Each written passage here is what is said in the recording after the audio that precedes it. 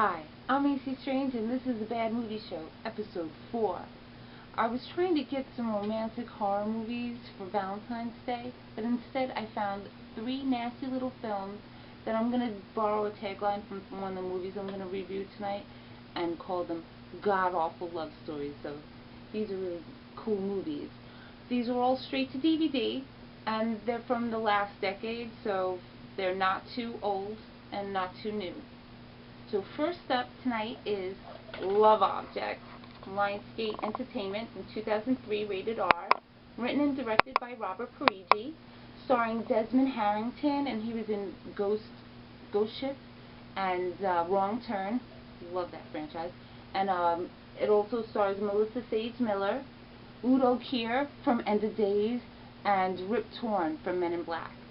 So this story is about Kenneth, who's a very shy, introverted man who writes instruction manuals, and he gets a new assignment at work which gives him a new assistant named Lisa, who he likes very much, but he's not able to talk to her or connect to her, which is kind of bizarre because he's a little bit of a hottie.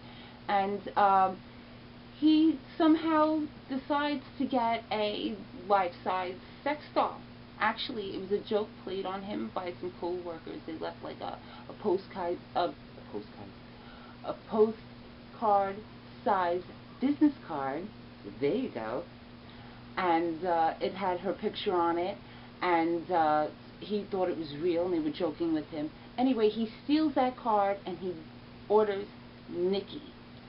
And he orders her to look just like Lisa. And when he gets her home, he customizes her, and they kind of start a life together. Like, they start having dinner together, he buys her clothes, they watch movies, and the more he's with Nikki, he's able to loosen up with Lisa, and that advances his chances with her. So, the closer he gets with Lisa, Nikki does not like it. Actually, he's working late with Lisa one night, and he comes home, and there's Nikki on the couch, like, bing! Where were you all night? Of course, she does not talk, but that's the voice my husband has in the background when we watch this movie. He's hooting and hollering like he's just crazy watching this movie. Anyway,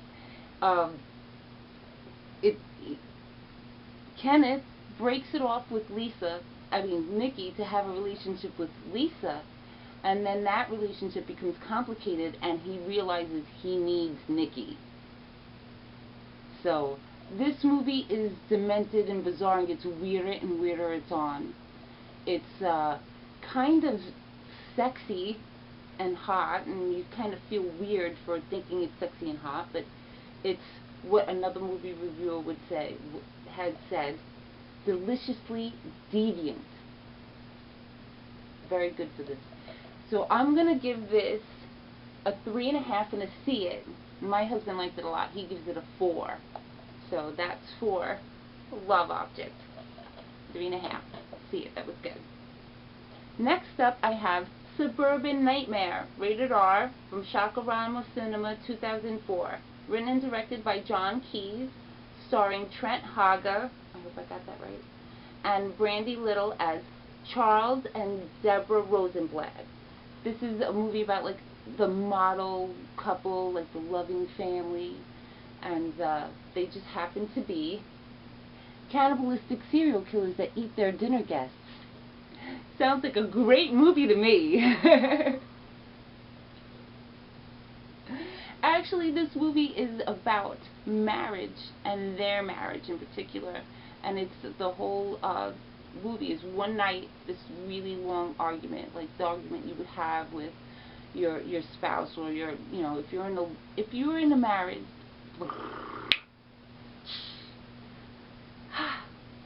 if you're married or in a long-term relationship, you kind of understand this movie. It's just a long argument of whether they love each other or not, and leave it at that. I happen to really, really like this movie a lot. This movie happens to inspire me every time I watch it. It's kind of weird that it does that. My favorite part of this movie is the setting in the background. If you really look, and pay attention to the rooms that they're in, you'll see little nifty little things there. Like in the refrigerator, there's faces and body parts, and in the dining room they have these beautiful face masks on the wall, and in the living room there's a coffee table that's like a glass coffee table. It looks like it has a body stuck inside, so it's really cool if you pay attention to like the little pictures on the mirrors. It's cool. I really like it. I'm gonna give this a 4 and a see it rating. I really like this movie personally, and I saw some reviews online and was surprised that other people liked it as much as I did. So I'm gonna give this a 4, and I'm giving it a see it rating because I think that you might think it's a little boring, but I think that you might kind of understand what they're going through. I did, so I dig this movie. I also think that Charlie's kind of sexy, and Deborah, the woman who plays Deborah, has this talent for 1 second being a very beautiful woman, and then the next second looking like a haggard, like really angry, haggard troll person. She's just, it's kind of amazing to see. So I like this Suburban Nightmare 4. Really like that movie. If you took it from my house, I'd be at your house the next day like, where's my movie? No borrowing it from me. Last but not least, Bad Biology, not rated, 2008, from Fever Dreams Productions. Written by Frank Hettenlotter and R.A. the Rugged Man Thorburn. I'm just going to call him the Rugged Man for the rest of the review. Frank Hettenlotter also directed this, and he directed Basket Case and Frankenhooker and Brain Damage, right? Yeah, okay.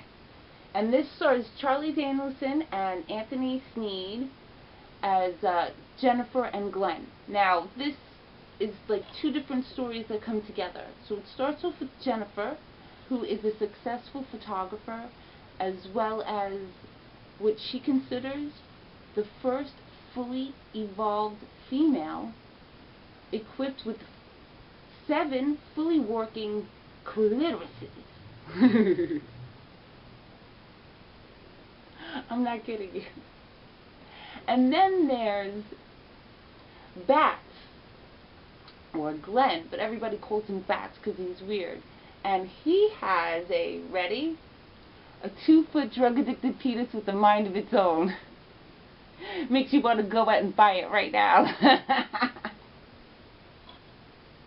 The two meet at a photo shoot, which is my favorite part of the movie. She has these women dressed up. Actually, not dressed up. They're just in bikini bottoms and they're topless, but she has them in these vagina masks.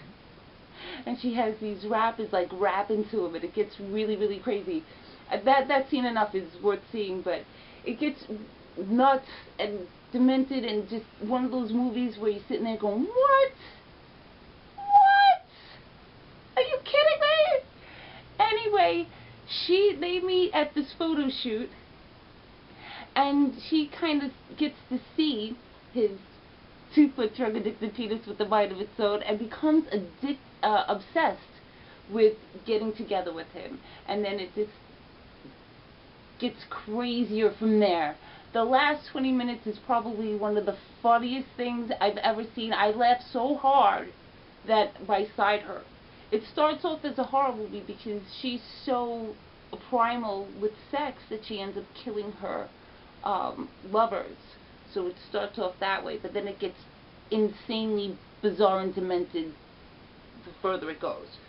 So this is extremely sexual, so please don't go watching this with your mom or with your kids. This is like one of those oddly hot movies where you're like, I shouldn't be turned on by watching this, but I am.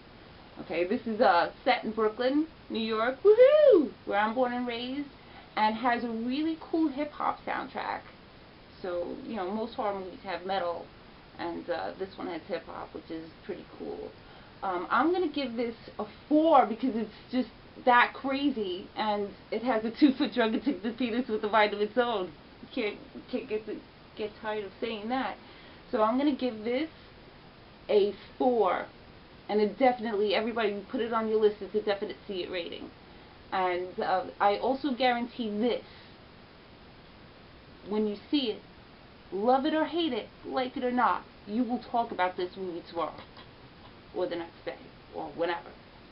So that's it for me tonight. Thank you very much for watching, and as always, please let me know if there's any movies you want me to see and review. And watch more movies. I'm A.C.Strange. This is the Bad Movie Show. Thank you. Good night.